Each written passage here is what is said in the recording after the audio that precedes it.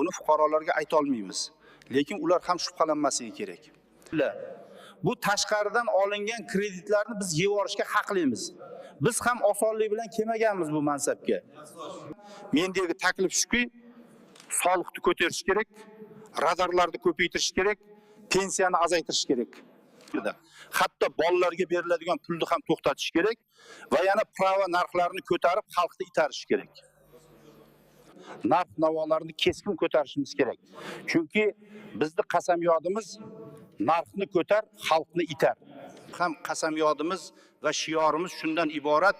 Bu xalq 35 yildan beri itarilaverib o'rganib qoldi. Oldingilar musaffo osmon deb itardi, biz esa yangi O'zbekiston deb itaryapmiz, ular ham bezor bo'lmadi.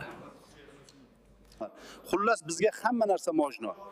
Takliflarimni davom ettiraman, viloyatlar orasi yo'llardagi radarlarni ko'paytirish kerak.